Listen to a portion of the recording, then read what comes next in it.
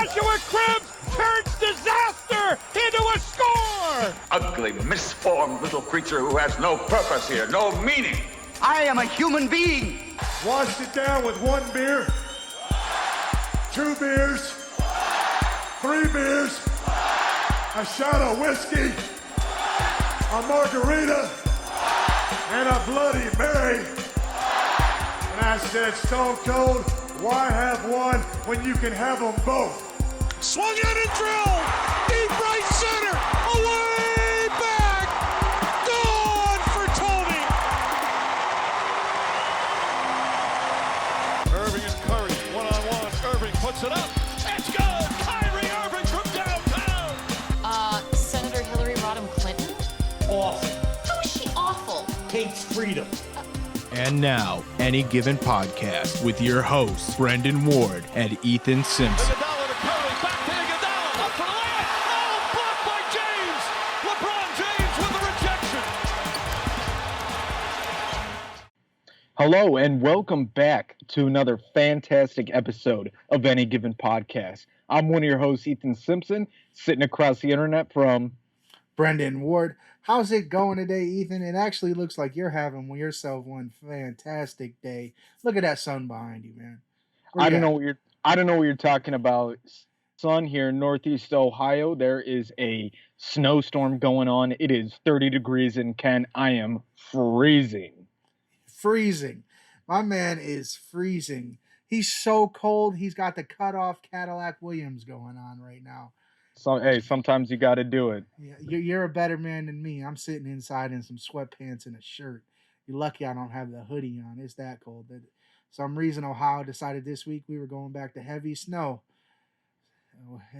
So I guess we just got to deal with it. But, you know how it works. It's supposed to be 80 by Saturday, so we'll be all right.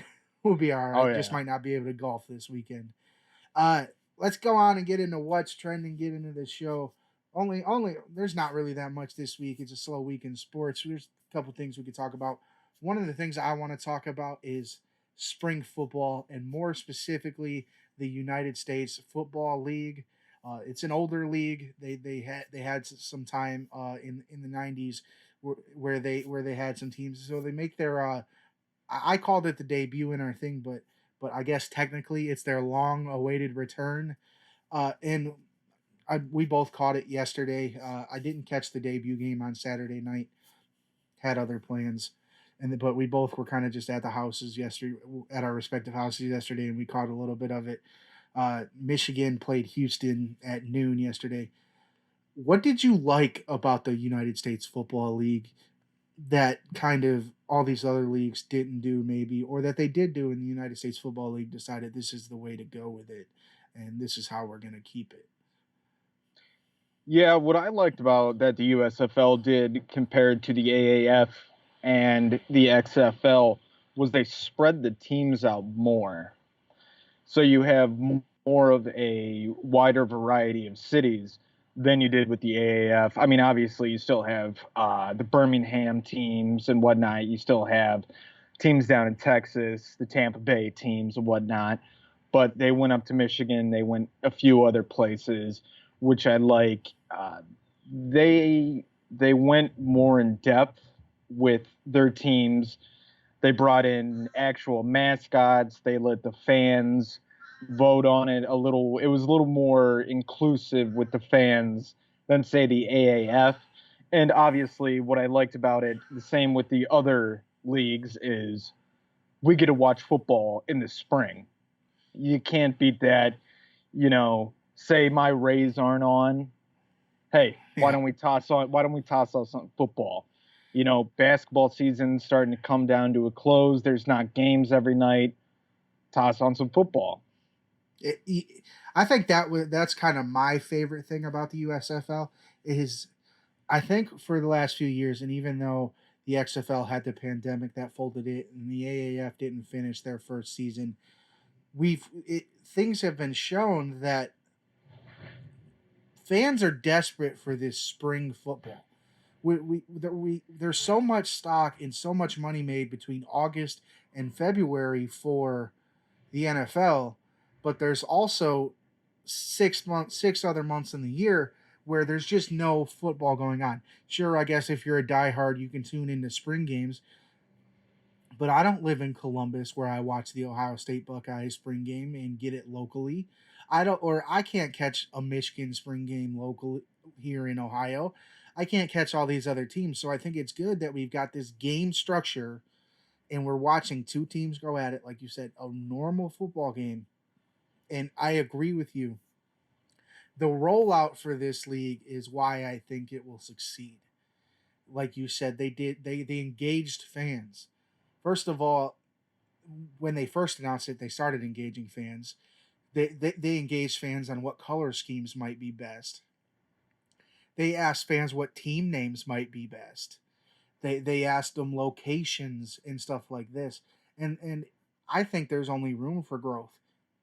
You're telling me Cleveland fans won't get behind a spring football team? Because they absolutely will. Even if it's like not Cleveland, even if it's Kent, Akron, somewhere in the Cleveland or surrounding area that gets that team, I think there would be support for it because this league has decided that it's not about what we want to do. It's not about let us set this precedent and then everyone falls in line. If they like our product, they like our product. This league is very much about asking the fan what they want in their product. Like you said, even though some of them ended up with terrible names, like Jersey Jerry, I think is the one, terrible name. But we don't have to get into the names. They still ask those fans and let those fans vote on the name of that.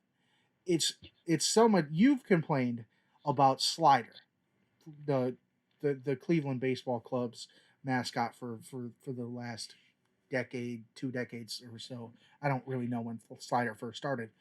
But you can't tell me, as a fan of the then Indians when Slider first started, any fan would have been like, yeah, that's our mascot. No, the organization decided that. Here, they let the fans decide who their mascot was. Sure, they might have had like an idea, like the Birmingham Stallions are gonna go with a stallion. They're not gonna bring out a little horse or a Mustang or a Bronco. They're gonna want a white horse. There's certain things you can't get away from just because it's in the team name, but to let them name it, to let them pick colors, I think they did, like you said, they did well at spreading it out. AAF was mostly East Coast, and then they sprinkled in a Texas team. They've spread this around. My next question can they succeed where other spring leagues have failed? Obviously, we've had 2 show up, and The Rock, Dwayne Johnson's gonna try to bring the XFL back next year, and I think he's doing a lot of things right, like partnering with the NFL Alumni Association and stuff like that. But can the USFL succeed where others just haven't? Because we haven't been able to keep a consistent spring football league, and it starts with having a second season. Yeah, the XFL, as you mentioned earlier, their season got cut short because of the pandemic. They were actually riding, pretty strong there. And that just has to go back to the 90s with the XFL and the WWE connection. Obviously, it was a big plus that The Rock was in charge of it. And the AAF, the thing with the AAF was it was kind of just thrown together. There wasn't as extensive planning because the USFL and the XFL, they've been talking about bringing that back for years now. And they actually went in and planned it out. Like the XFL, they were smart. They got Oliver Luck as their commissioner. They got a real NFL football guy, a real football guy in there doing all that. I think the AAF, I'm going to repeat myself here, was thrown together. They obviously tried to sell tickets by bringing in guys like Manziel, who obviously couldn't. He was clearly so far down the line at that point that he wasn't competing. They picked him up when he was riding the bench in the Canadian Football League and expected him to come out and start or at least sell jerseys. Yeah. I think a lot of it and to go off of what you said about Oliver Luck, is probably that name recognition. Like you said, you look back at the 90s, you remember the XFL from Vince McMahon and the extreme names and just the cutting edge of rough football that it was. And it's not going to come back and be that, but you remember that the XFL was a thing. You remember the USFL was a thing. The AAF, like you said, thrown together, didn't really do this really like full on effort to bring in these anybody that had name recognition until, like you said, it was too late. And the guy they decided to bet on was Johnny Manziel. Like that was, and I get like when it comes to marketability, he's still making profit off of his name. He still is. So I get that there's probably some marketability to bringing him in, but not into a football league where you're expecting him to be the star. Because Johnny Manziel can no longer be a star on the football field. It just doesn't happen. It's not going to happen. But so I do agree that the effort put into the Oliver Luck in the XFL, the USFL has a couple pretty big name former head coaches that are coaching for them in the USFL. They've got some front office guys that are also former NFL guys. Just like The Rock, like I said, recently announced for next year's XFL, there's some big name people that are going to be coaching football teams for the XFL. Hines Ward is one of them. Pittsburgh Steeler or not, it's a recognizable name. Wade Phillips, who is arguably one of the greatest defensive coaches to ever coach in the NFL, is going to be a head coach in the XFL. So I think the USFL is here to stay for sure this year, but when it comes to competing with the XFL, we will see, because one of them is going to have to win out. I don't think they both succeed. Yeah, and I hope that PFT has been training, getting that leg ready, because he didn't look too bad when he tried out for the Defenders. He was hitting those 20, 25-yard field goals, so let's hope he's been training. Yeah, I'd love to see him on the field. I'd definitely get one of those jerseys. For sure. I'd give him a shot, right? Like, I watched a couple missed field goals yesterday and was like, I mean, PFT probably would have made that. And that's what you need. I know it's a little gimmicky, if you want to say that, and it's less outside of football, but we're still getting that football game structure. But if I could also tune into a football game that has PFT kicking a field goal, right? You sold me. It's the reason these stupid ass super fights, when you've got Logan Paul in the ring with Floyd Mayweather, it's the reason they sell fights, because all these little tyke kids are like, oh man, Logan Paul's in a boxing ring, daddy, get me this. So it gets sold. Yeah. Put PFT in as a kicker. I guarantee you people like us are going to tune in. And what they should be using the XFL and the USFL as is their farm systems for the NFL. Who's going to come up, use them. I mean, obviously you have your practice squad still, but you use that as scouting, just like minor league baseball. And what do they do in minor league baseball? They do gimmicks like that all the time. Why can't we have 32 USFL or XFL teams, one to match each organization in the NFL, and have a full minor league system? There are enough football players in America or the world that you could do a minor league system, and it's only going to allow these players, as long as the product on the field continues to progress, it's only going to allow these players to progress into what we see the NBA and, like you said, Major League Baseball's minor league systems do.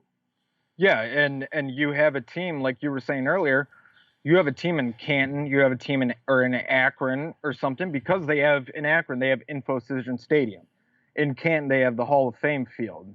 Yeah. Hall of Fame field barely gets used. It gets used for high school football and the Hall of Fame game. It's like 7 games a year, and it's a ridiculously expensive stadium. Right, or you use it for that fake team that went up against IMG. Right, or you have that ESPN game where, what was it, Bishop Sycamore was the name, I think. Yeah. And they played IMG. IMG's down here in Florida, actually right down the road. So, and they played, IMG's one of the top academies in the country where you go to school just to play sports. I mean, I guess there's a reason they won that game in a blowout. Yeah. Oh, yeah. Jose Ramirez went to that school to play baseball. I didn't know that. That's a nice little tidbit right there that you just brought out of your ass, because I didn't know Jose Ramirez went to IMG. I know LaMelo Ball went to that one weird ass school in Ohio that's just a sports school. What was that called? Do you remember? It was close to IMG. It was like IGA or something like that. Right, one of those AAU schools. Yeah, that's pretty much, hey, these guys are going here on scholarship because they're good at this sport. Once they're done, it's almost like professional high school athletes. Yeah, just like you have St. Vincent, St. Mary, you have St. Ed's, you have all those schools, St. Ignatius. Those schools are pretty much just the factories for high school football players. That's why Ohio's one of the big high school football factories, because you have those schools, and those schools are allowed to recruit players. Yeah. Because it's a private school, they're allowed to send recruits out there, unlike a public school where you have to live within that school district. Or open enroll. And nobody, if you're outside of the school district, there's not some guy campaigning for you to open enroll at their school. If you choose that school, you choose that school, and then you have to go through the open enrollment. Absolutely. I always, like, we had Elyria Catholic here, and they're not really on the level of a St. Ed's or a St. Ignatius, but it was always the same thing. You've got these kids that you grew up with in Lorain or Vermilion or Elyria that you saw, and you were like, all right, they've got some talent when we're in high school that's really going to pay off for us. We might have even been on the same team in like middle school or for youth football. And then when you're in high school, all the guys that are stuck in a public school, they just can't make the team that Elyria Catholic could have made, that was able to bring all the players from Lorain, Elyria, Vermilion, Avon, the top of the tops, and put them together. Now, Avon is a public school that somehow is consistently at the top there, but that's just because they've got the money to spend, I think. But we don't need to talk about high school football. I think the USFL will succeed for sure this year because it's the only one left. It's the only one standing. We'll see what the XFL and which one kind of is left standing after next year when they both try to go at it head to head. As long as the USFL decides they're coming back, I don't really want to keep trading. I want one. I want a football league, a spring football league, but I don't want to keep trading them back and forth. Give me one consistently. I'll absolutely become a fan of a team. Probably not the Michigan Panthers or the Pittsburgh Maulers, because I just can't see myself doing it, especially with Shea Patterson being their quarterback. And Paxton Lynch is another guy that just brings up gives me heartburn, because the Dallas Cowboys almost sold their soul for that guy, and now he's in the USFL. Yeah, I wanted Paxton Lynch on the Browns. I'm not gonna lie, I was a big advocate for him. 6'7". Oh no, yeah, that's why it gives me heartburn. Yeah, because like you said, would you say 6'7"? All the tools to be that prototype Josh Allen type of guy, and he just wasn't. Right. He just wasn't. But moving on to basketball, the NBA playoffs are finally set. They've actually already started. I'm not going to get into the details of the first games because we'll talk about the end of the series next week, because we do once a week. There's no sense in talking about one game, because by the time we release this, everybody will have already played. Some will have even played 2 games. You got the number 1 Phoenix Suns over in the West. Let's start there. You got the number 1 Phoenix Suns taking on the number 8 New Orleans Pelicans, after the Pelicans ended up knocking the Clippers out of the playoffs on Friday night last week in that final play-in game. And then you've got the number 2 Memphis Grizzlies with Ja Morant leading against the number 7 Minnesota Timberwolves, who beat the Clippers last Monday to seal their spot in the playoffs. You got the Golden State Warriors, the 3 seed, playing Denver, the 6 seed. I do know the Warriors already took game 1 in that series. And then you got the number 4 Dallas Mavericks playing the number 5 Utah Jazz. However, Luka Doncic is out indefinitely and probably won't play this series. So I'm not sure that's going to be much of a matchup against a fully healthy Utah team who last year was the number 1 seed in the West, just kind of underachieved. And you got something? I was just going to kind of go list off the East, and then we'll kind of talk about what we think. And then in the East, you got the Miami Heat at the 1 seed facing off against the Atlanta Hawks. Miami actually blew out Atlanta Sunday night. The Atlanta Hawks get in after beating the Cavs with a great second half from Trae Young on Friday. And then you got the number 2 seed Boston Celtics facing off against the number 7 seed Brooklyn Nets. Boston did win game 1. We'll get into Kyrie's finger waving to the fans and his comments in just a little bit, because that's one of the things I want to talk about. You got the number 3 Milwaukee Bucks defending champions against Chicago at the number 6 seed. Chicago was kind of, before injuries, hanging around that 1, 2, 3 spot, ends up falling to 6. And then you've got the Philadelphia 76ers, who prior to getting James Harden were the number 1 seed and then ended up falling number 4. They're going to go ahead and play the 5 seed Toronto Raptors. So with that all being said, kind of listing that off, what do you think's going to happen here? If you had to pick, what are your Eastern Conference final matchups? What are your Western Conference final matchups? And then who do you think plays in the finals? Yeah, I could see for the Western Conference, I definitely could see it possibly going like Phoenix, Golden State, or possibly a Phoenix, Utah matchup there. Yeah, I agree with you. I would really say it's if when Golden State wins round 1, it's who they play in round 2. If they play Memphis or Minnesota, then yeah, I think Phoenix might have trouble with Memphis or Minnesota. If Golden State plays Utah and Phoenix plays Memphis or Minnesota, I think you're absolutely correct. Western Conference Finals is probably going to be Warriors Suns.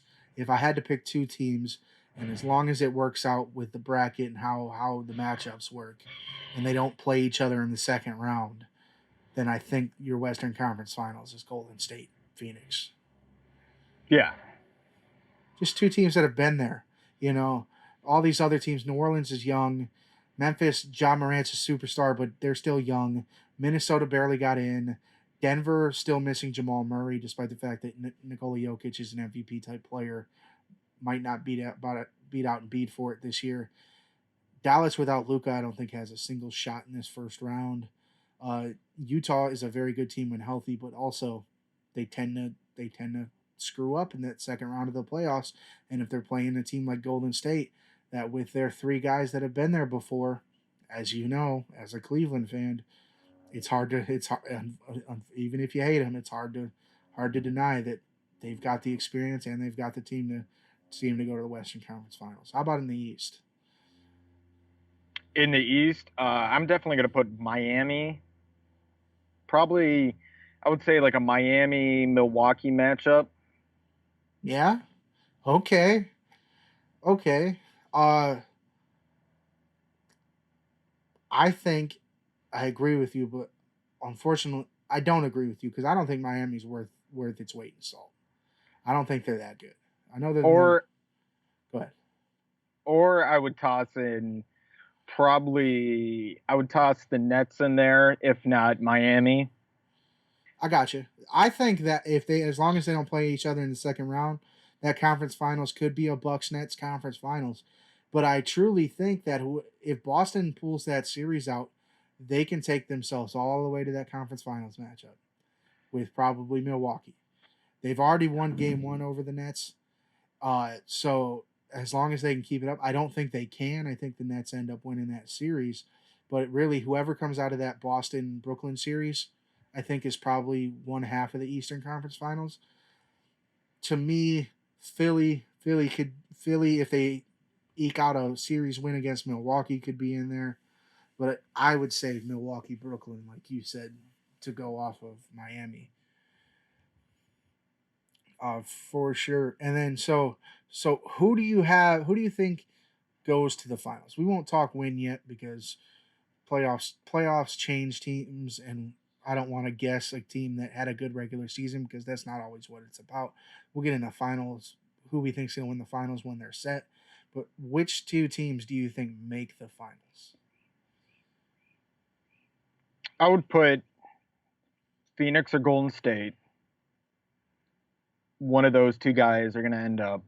Those two are just the powerhouse out in the West, and as you mentioned, Dallas without those guys is just without Luka is just a mediocre team. Yeah, they're squeaking in the playoffs. So yeah, one of those two out of the West. I'm just. It's tough. If they have Clay playing at the level he's been at, it's gonna be Golden State coming out just because Klay Thompson is obviously the better basketball player on that team over Steph. That's just a fact. He's a better all-around player. All around for sure. I think when it comes to like big time games too, Steph will in a regular January game will destroy you and go for 60 points. But in an NBA Finals game, you better pass that damn ball to Klay Thompson, because that's who's the kind of more clutch of the two for sure. So you think Golden State may be out of the West? Who do they play in the finals out of the East?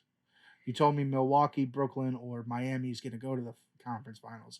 So which one of those three teams do you think makes the finals? Definitely, I definitely think Milwaukee. Oh man, I'm all for a Bucks Warriors finals. That to me, that's the closest thing we can get to a Cavs Warriors finals. Milwaukee is a team just like Cleveland that kind of they've got their guy, they've got that generational talent in Milwaukee in Giannis that seems to be in his prime. So give me. I'm all for 7 games of rooting for Milwaukee over Golden State in the NBA Finals. Absolutely.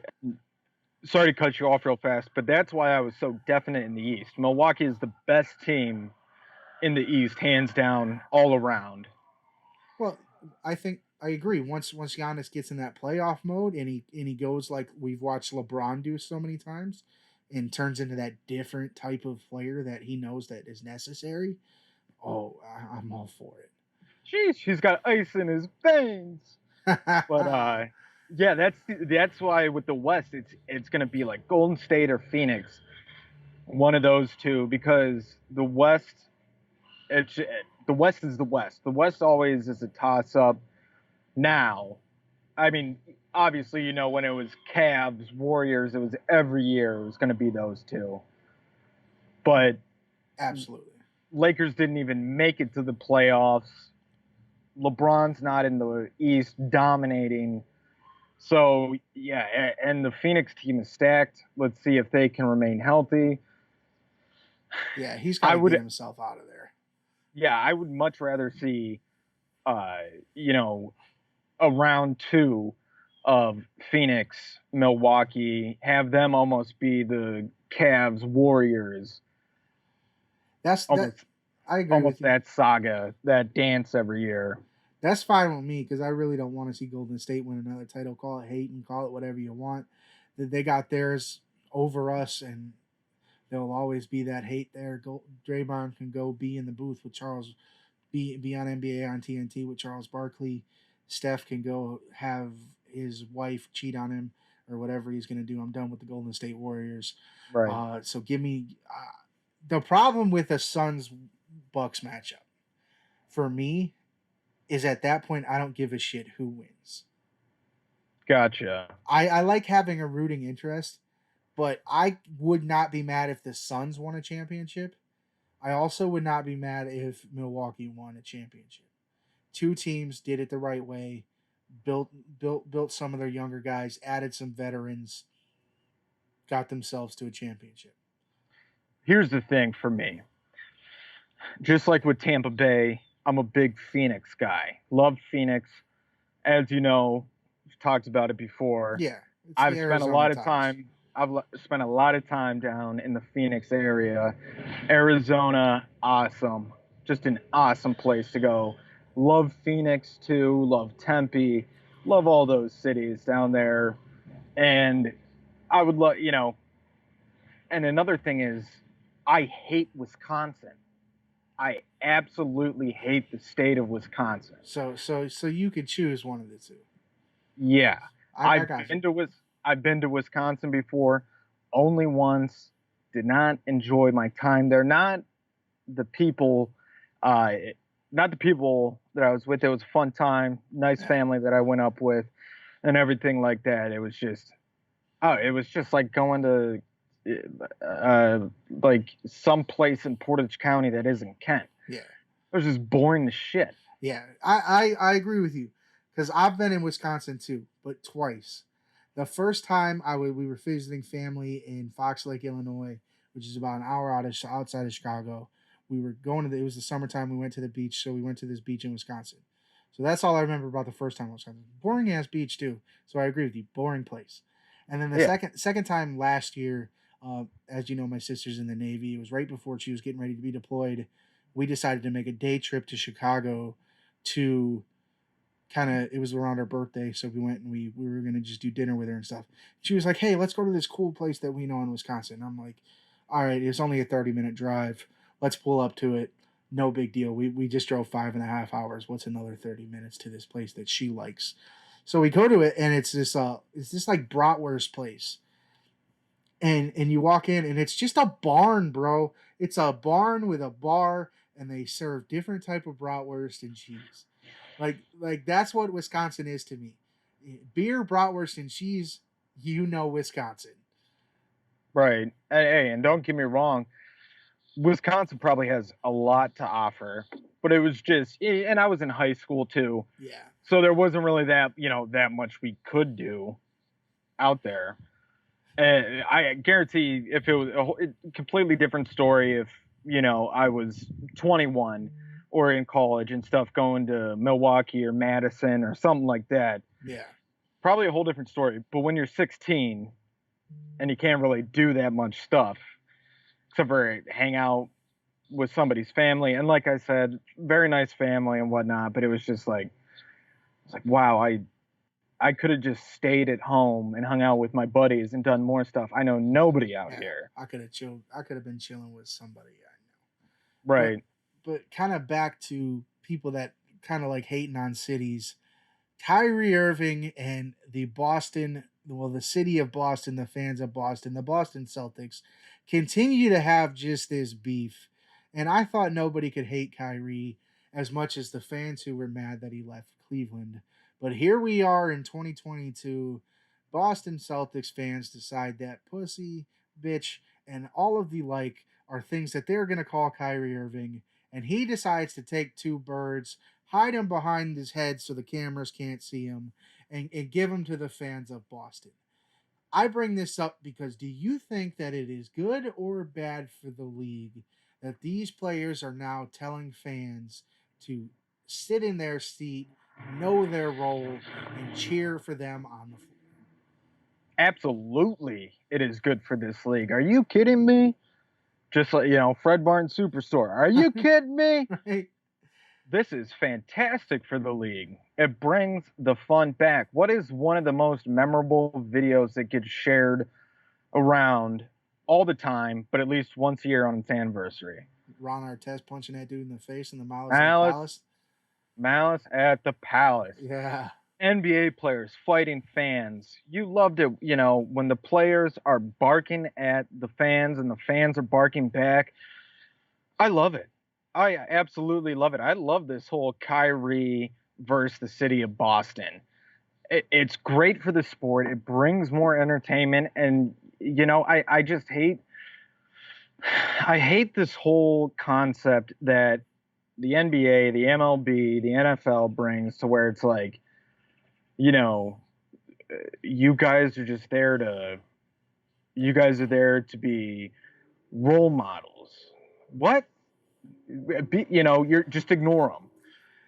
what kind of real person, when somebody's calling you a pussy bitch to your face, and this isn't like an NFL game when they're sitting 10 feet up off the ground.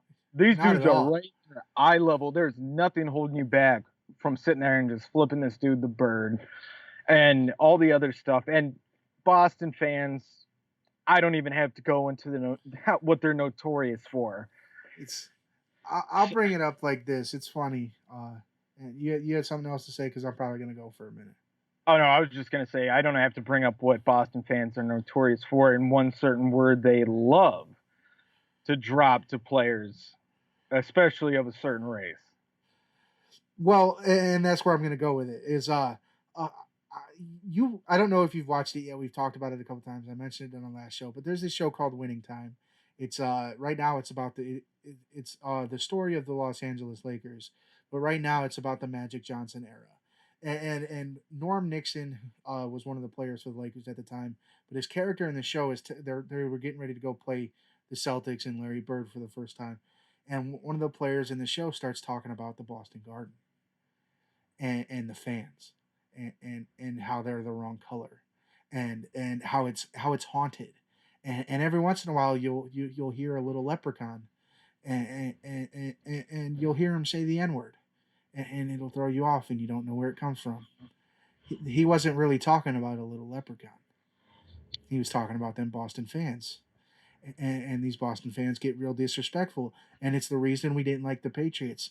Me and you, now that Tom Brady is not in New England, can guarantee we could both sit here and say that he's one of the greatest of all time.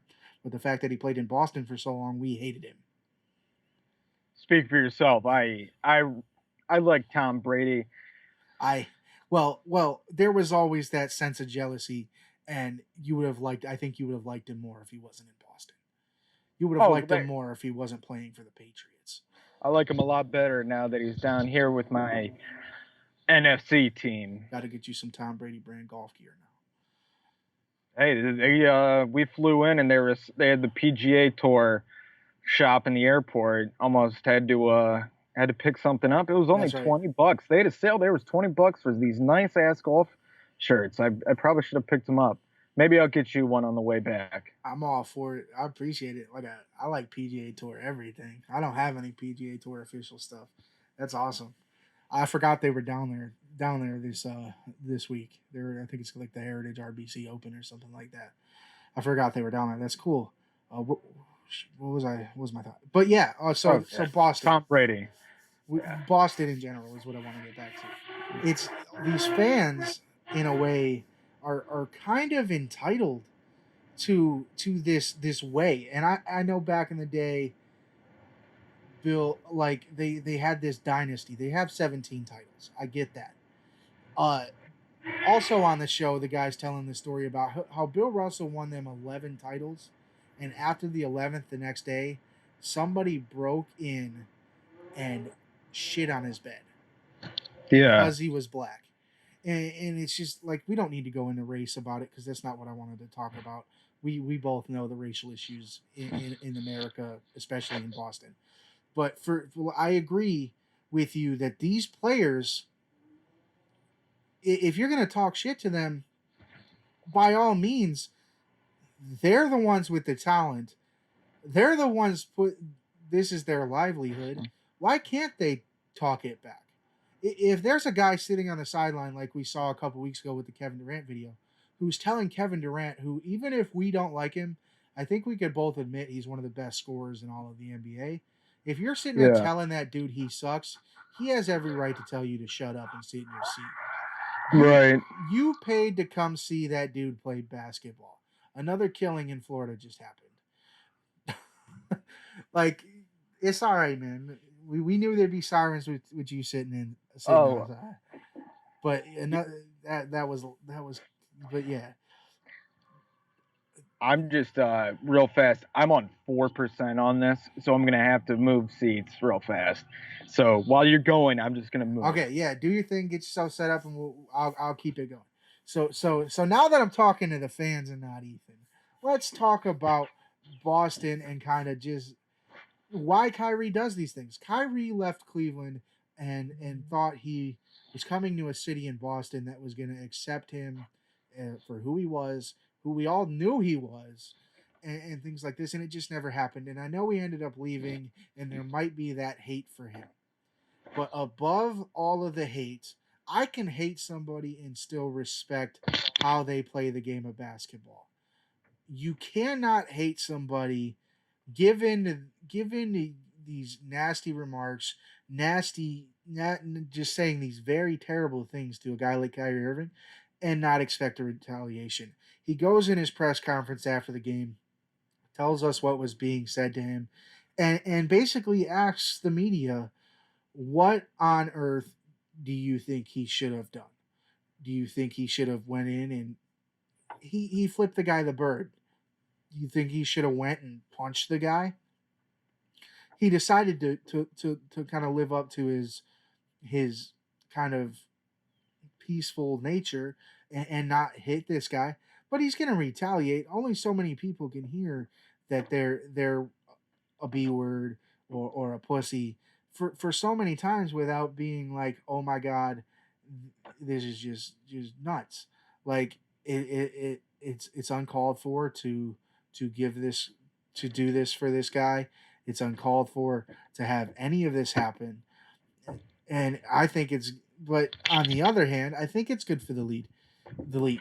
They are only going to get more people coming to this game tomorrow night because of the story of Kyrie versus Boston.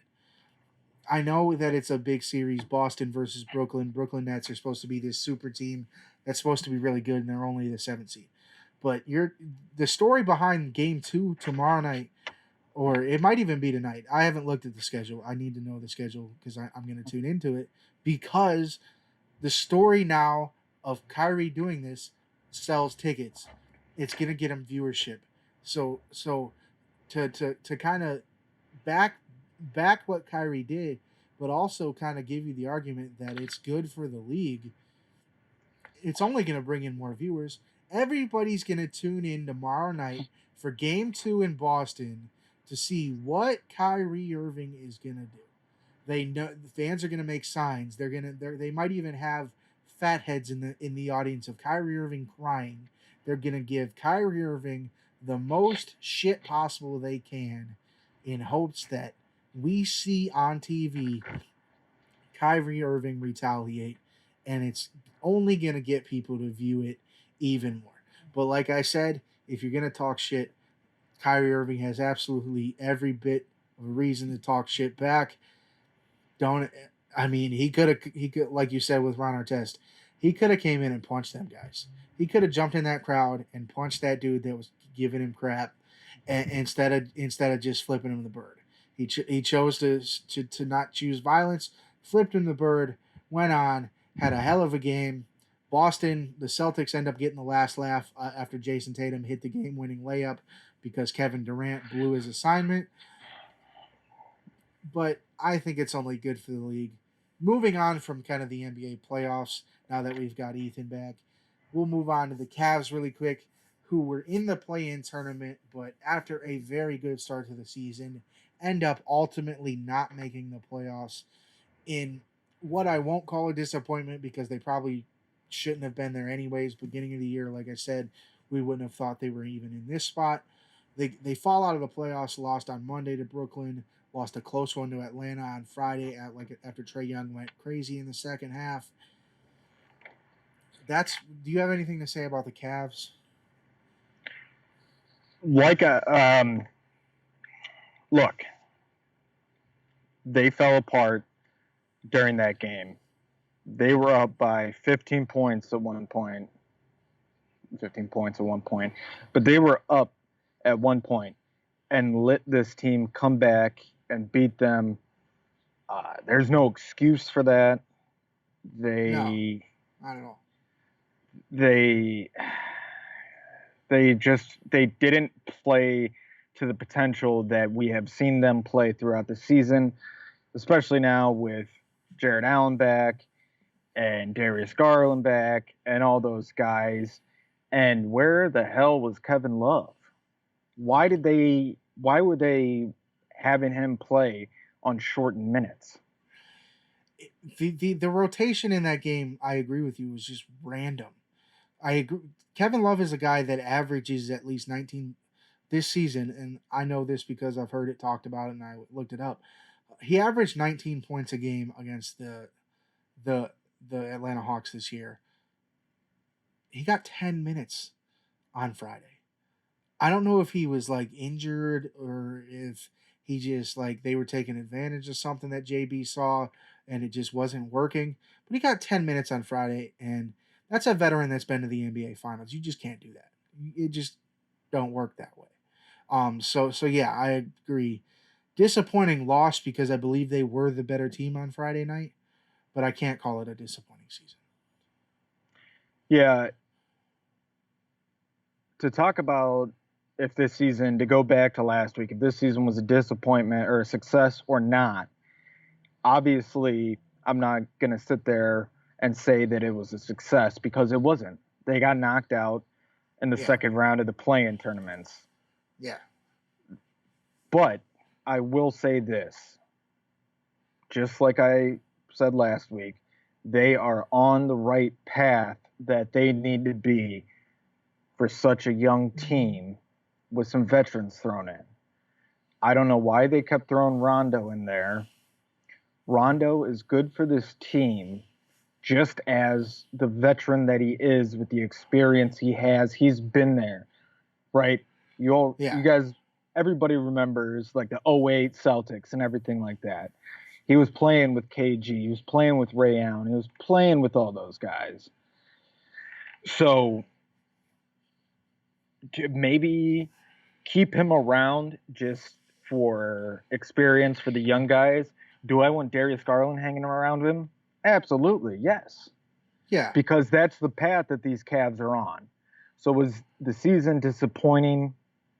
Absolutely.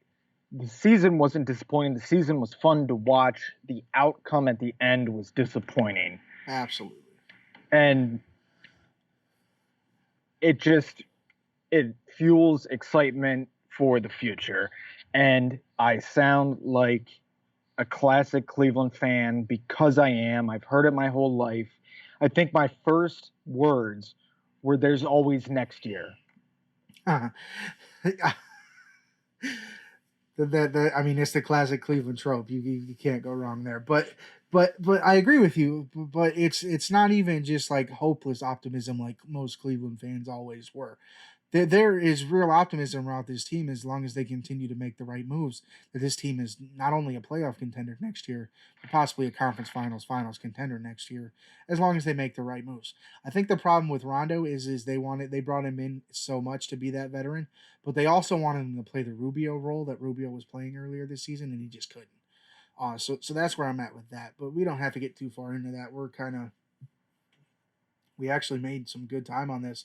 Let's go ahead and get into our final quarter. We call it that because we start talking about football.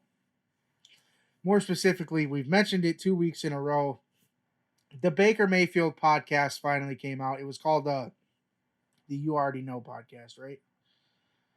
Something like that. Yeah. We'll put it in the comments. We'll give them the credit in the comments to make sure. I don't know exactly what it's called. I don't care about those dudes. I care about any given podcast, and that's really it. But when they have a quarterback for the Browns on it, we're going to listen. Baker Mayfield goes on, and he starts talking about how he felt disrespected because the Browns told him one thing and then went and did another. It's business, baby. And then the thing I want to talk about is the people would crumble if I went to their cubicle and started booing the shit out of them. To me, like I said, I'll always have love for Baker Mayfield, but it shows kind of immaturity in that sense. Who cares what the fans think? Really? Right. I can see what he meant by a little crumble, because that definitely throws you off. That kills the confidence that you have. But at the same time, it's not like he was a small school guy. He played at Texas Tech, and then he he was at Texas Tech, and then he went to Oklahoma. It's not like dude was playing. It's not like he was Ben Roethlisberger coming from Miami of Ohio. He never played a big time game. Right. And if he did, they got the hell beat out of him. Yeah. It's not like some of these guys coming in, obviously, just as an example, somebody like Carson Wentz playing at NDSU. Granted, NDSU is the best school. They're like the Ohio State, Alabama of their shit. Yeah. Of the FCS.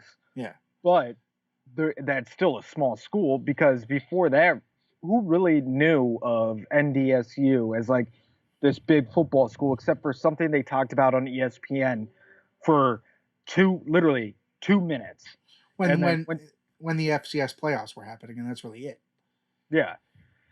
So he should be used to that pressure, the fans booing him, playing in the Red River shootout and everything like that. So he should be used to the booing, whatnot. Dude, you went number 1 overall. You should be prepared. You won the Heisman and whatnot. You should be used to people chirping you up and down the block.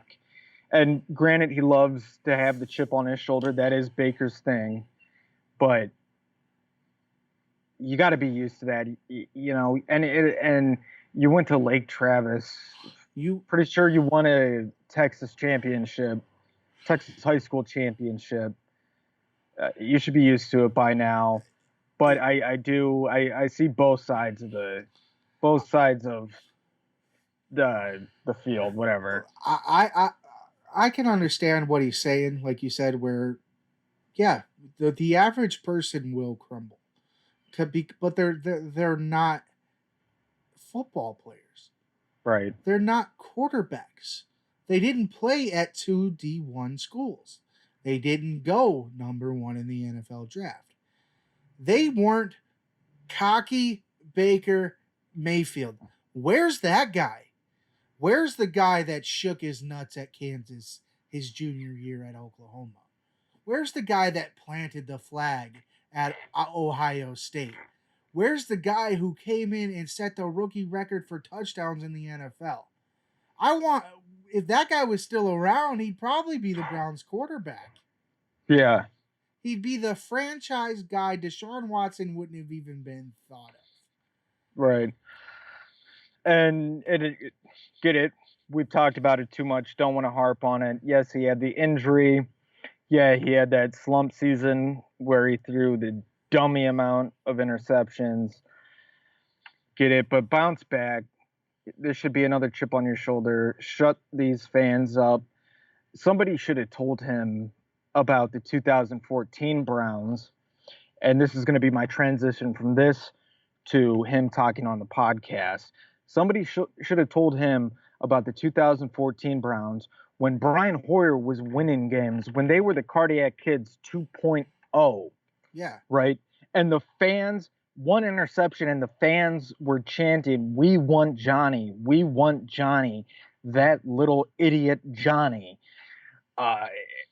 And Brian Hoyer, literally, his jersey is in Canton right now because he had the biggest comeback victory over the Titans that season. They were on their way to the playoffs. But no, this is where it transitions to the other thing. The Haslams had this plan where they wanted to make this money and tap into the Johnny Manziel,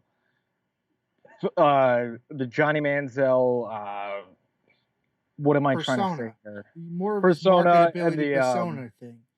Yeah, the brand. The craze. Yeah, the Johnny Manziel brand, Money Manziel. And so they were deliberately telling Josh Gordon and other people, this is what I truly believe. I don't know if this is true or not, but it seemed that way, that they were telling these guys, don't run these routes. You could see it. The first time I saw it was the Saints game when they were down at Mercedes-Benz Stadium, Dome, whatever it's called. And now I have no clue. Josh Gordon was on a route, wide open, just smoked the secondary, Hoyer threw a beautiful pass to the end zone, and he quit running and let it go. And he had a perfect touchdown. You saw it all throughout that season. So that's what the Haslams do. That's what they do. And guess what? They were sick of Baker, probably because they tapped out all the money that they could get out of Baker, and they were ready for something new, and that was Deshaun Watson. So they were willing to put up with all the criticism, the complete shit show that comes with Deshaun Watson, everything, all the other owners and executives being pissed that they're doing this. Yeah. Just to get a new face in, just to sell new merchandise, just to sell season tickets, to get that hope back, to trick these Browns fans into it, just like they did with Johnny Manziel to Brian Hoyer. So I'm not surprised that happened. And I do agree with Baker on that one. Yeah, and he should be pissed that they did that because it was deliberate. No, yeah, there's no doubt in my mind he has a right to be mad. And when I said it's business, it happens, it's because it does. And we're so used to it that like I'm not mad. Like I'm not gonna be mad. I could have saw this coming. Like I can't be mad because this is what happens. Baker, absolutely, as the guy that was employed that's getting replaced, absolutely. By all means be mad. But don't be surprised. It is where I'm at with it. Be mad because you lost your job and you're gonna have to go play in Seattle or Carolina. But don't be surprised because Carolina or Seattle might do it to you. Well, here's the thing that I understand with Baker being pissed, and the Browns fans don't get, and they're the ones sitting there saying Baker's a crybaby, blah, blah, blah. He's mad. He's just butthurt. He has every right to be pissed because you know what? He should be in Indianapolis right now. He should be in Atlanta right now. He should already be in Seattle. Well, yeah. He should be in Carolina. They're not going to trade him because they're asking too much, because the Haslams and the Cleveland Browns organization is too scared because of the what if. What if Baker Mayfield went to the Colts? What if he went to the Falcons? What if he does go to Seattle or to Carolina and he ends up taking them deep into the playoffs, taking them to a potential AFC or NFC championship, and hell, even winning a Super Bowl, and Baker's back, baby, and he's dug in or whatever the hell he was doing, what he used to do. He's grabbing his dick. He's planting the flag right in the center of that helmet, telling the Haslams to go fuck themselves on national television. They were scared of that, so they're holding out. And other teams know that they're holding out, so they're just going to wait till Baker goes into free agency, because why try and give him all that money when Baker's up in a year? Yeah. And if I'm Baker Mayfield and the Browns continue to do that and he doesn't get a spot and he's still on that roster, I would show up every day on time. I'd show up early to OTAs. I would show up to training camp early, because you know what?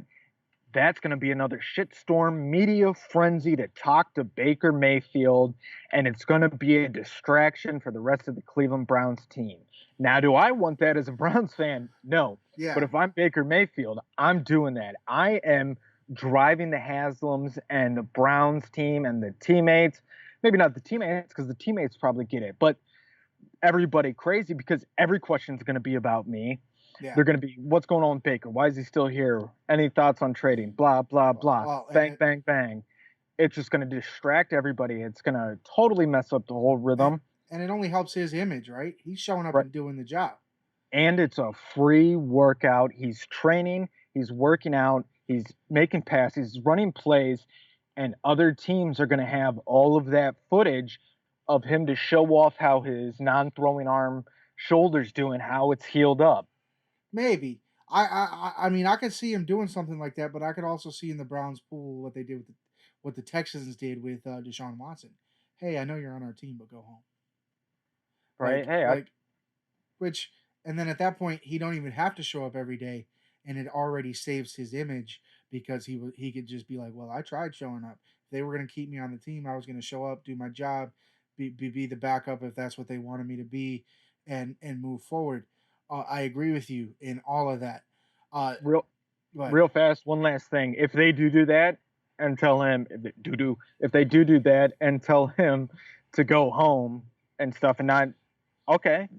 Yeah. If I'm Baker Mayfield, what am I going to do to show people how my arm's doing? Oh, I'm going to go to Oklahoma and Yeah. I'm going to train with their wide receivers, their new kids coming up, or their guys getting ready for their junior, senior year before the draft, and I'm working out with those guys. I'm working out with the quarterbacks. I'm doing what I did in 2017 before the 2018 draft. Yeah. That's just what Yeah. keep that tape out there and just keep showing these teams what you can do, and it's going to take that stock up. You might not agree. People might not agree that if he's top 10, but he's definitely top 32. So as long as he keeps his name out there, I don't have a problem with Baker after the podcast. Didn't have a problem with it before it. I don't think he said anything that surprised me. I thought it was surprising he didn't go on there and bash Cleveland. The Browns at least. He didn't bash the team. He didn't bash the city. He didn't go out like we see all these other athletes doing, where they head to a different city and burn the bridge on the way out. I'll say head to this different city and burn the river on the way out. There you go. But yeah, so that's that. But back to Cleveland Browns football. A big thing that they did this week is, today, signing Denzel Ward, their top cornerback, to a 5-year extension. That extension is worth $100.5 million. 71 and a quarter of that is guaranteed money. A guy that I wasn't sure they'd spend the money on, a guy that I would have liked them to spend the money on, but with them spending as much as they did on quarterback, I was worried Denzel was going to be a casualty of that. I am very happy he is not. Denzel can now get paid and continue to work towards being one of the top corners in the NFL like he already is, and can just continue to work on his game. Very exciting that they locked up Denzel for the next 5 years. Good cornerback is something you need on that defense. That defense in the second year, in this second year, Delpit being kind of going into his second full year. Jacob Phillips, Anthony Walker, all of these guys. As long as they kind of solidify the rest of that defensive line, that defense could be really good this year. Starting with the Warden on the outside they just paid. I really like this move that Cleveland did. And one of the main reasons I like it is because their defense, besides their secondary, is one of the best in the National Football League. What have I been preaching for, God, how many years? Their secondary is trash. They brought in Sendejo. They brought in all these guys. Finally, last season, they started making the moves, actually bringing in and spending money on secondary players. Yes, there was injuries and whatnot going on there. Hopefully these guys are back and healthy. But the number one thing that they needed to do was pay Denzel Ward. Look, they drafted him high. Good. Love it. That worked out. He's not Justin Gilbert. That's why last week was talking about it was Justin Gilbert and Johnny Manziel that threw out the first pitch. But he's not Justin Gilbert. Some hack, some scrub, some guy that's not even in the NFL anymore, not even on a practice squad. I don't even think he made it 2 full years. Yeah, he's a bust. He's a big old bust. One of the biggest busts in Browns history. But for sure, if they keep improving on that secondary, spend the money on that secondary, perfect. That's exactly what this team needs to excel. Well, I like it. I'm happy. And it makes him, at the age of 24, the highest paid cornerback in the NFL, which is obviously that gets the highest paid whatever in the NFL. It gets broken every other day because it'll get broken until the next defensive back gets paid. Yeah. So it's his until the next guy gets paid. Yeah. It's just kind of a title that happens. And he is not Joe Hayden. Just like somebody, speaking of Baker Mayfield, that's tearing down, talking bad about the city like Joe Hayden did when he went to Pittsburgh. And he's not Joe Hayden because he actually plays full seasons if he's not actually injured. He doesn't just, I got a concussion. Joe Hayden has had so many concussions, you would think he would be mumbling and stumbling on the field right now. Dude shouldn't even be able to talk straight. Right, you have a concussion so bad you can't play on Sunday, but on Saturday you're at a New Year's Eve, or Friday, Saturday you're at a New Year's Eve party at a club popping champagne. I mean, that concussion. Does it surprise you? Towards the end of his Brown tenure, that's how it was. He wasn't playing on Sunday, but that night he would go and watch LeBron at the Cavs game. Right. Like, oh, well, you're fine. And I know it's Right. different. It's a little different in terms of physicality, but still, it's an image thing when it comes to these type of things. Is you can't do that. You can't not show up for your job and then go out. It's like us calling.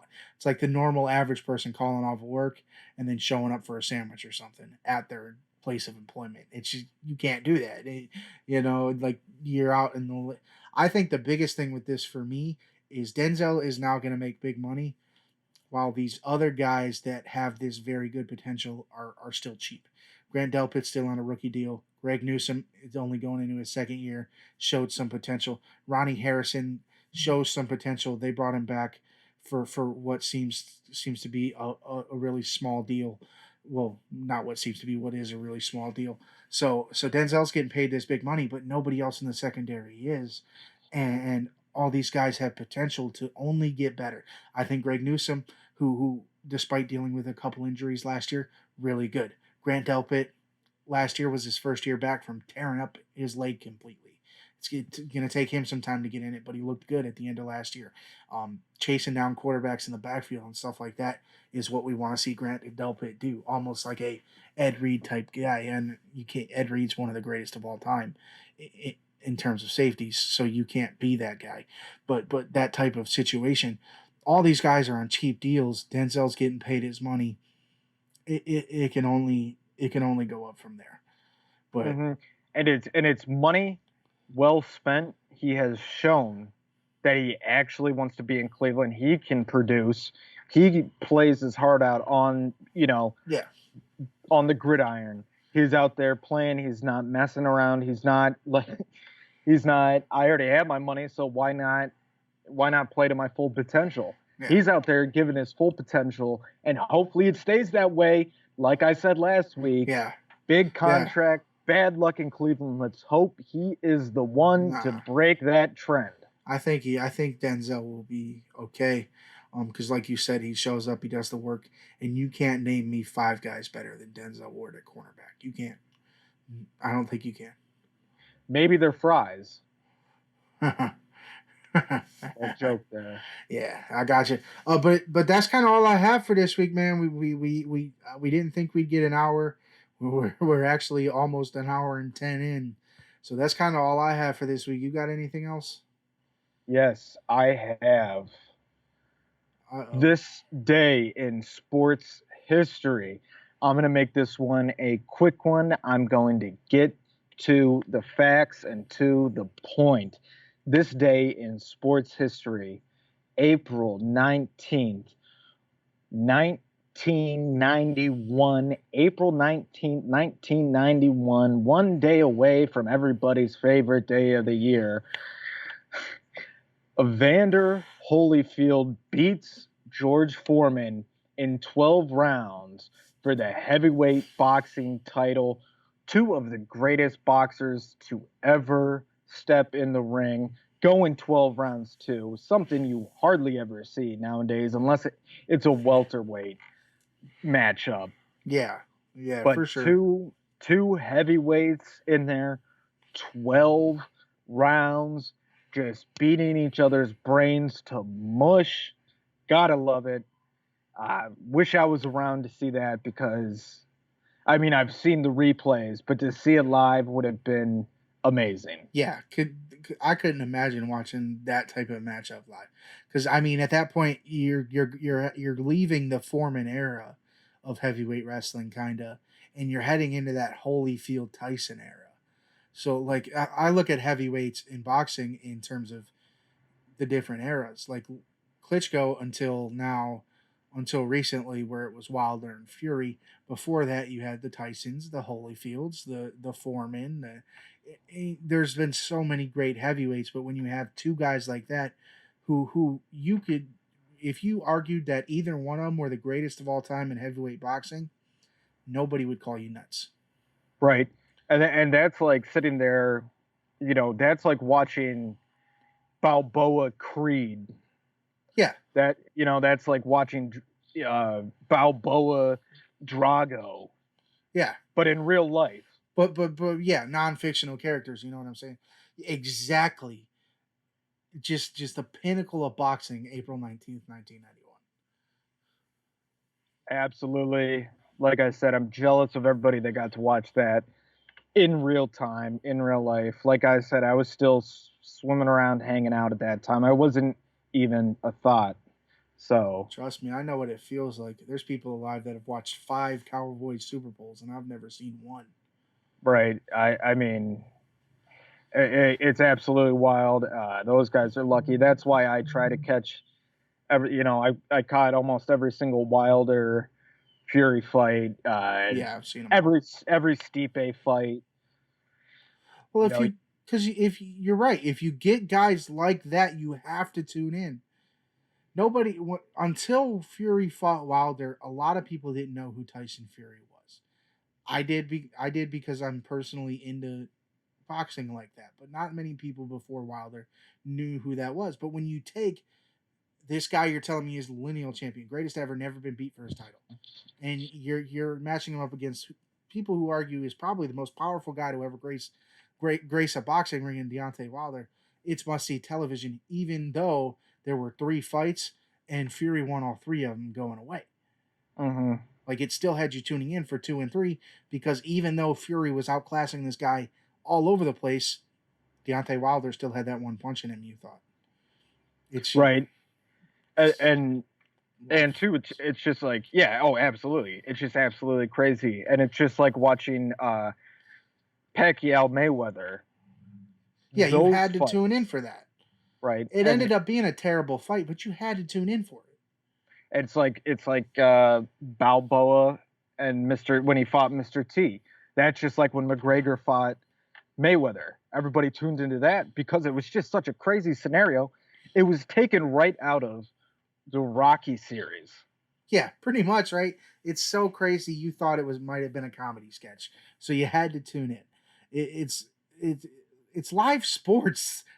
And it's the reason why men or women or whoever you are so passionate about sports, because even if it's this thing that's unknown, it writes its own story, and nothing can tell a story better than live sports. There is nothing better than sports, and you put it the best way.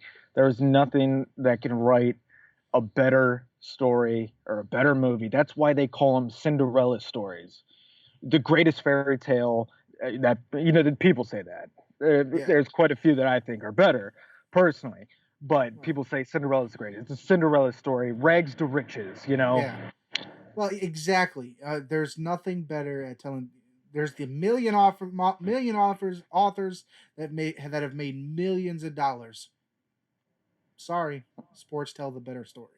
To me, to people that are passionate about sports, and it engulfs us. We love it. It makes our heart throb. It makes us feel like we're having a heart attack. It makes us choke up. It makes us cry. Right. You throw your hat, and it can be an anger and celebration. If you're the type person to punch walls, you punch walls. Not hard, though, because that's how you end up with a boxer fracture. Don't punch a locker. That could be the dumbest thing you have to do. Don't do that stuff. I've seen people rip shirts off. I've cried in the corner when the Cavs won a title. We don't need to keep going about our love to sports. Where can they follow you, my man? You can follow me on twitter.com at ETH Simpson CGOD. You can follow me on Instagram at ETH Simpson. You can follow my main man Brendan on Twitter at BWardCLE, Instagram at B.Ward52. Do not forget to follow the podcast on Twitter at PodcastGiven. Instagram is at AnyGivenPodcast. Facebook.com/AnyGivenPodcast. Do not forget to subscribe to the YouTube. Come on, guys. You can do it. Thank you guys for tuning in to this episode of Any Given Podcast. You guys have a wonderful and fantastic rest of your week. God bless. Stay blessed.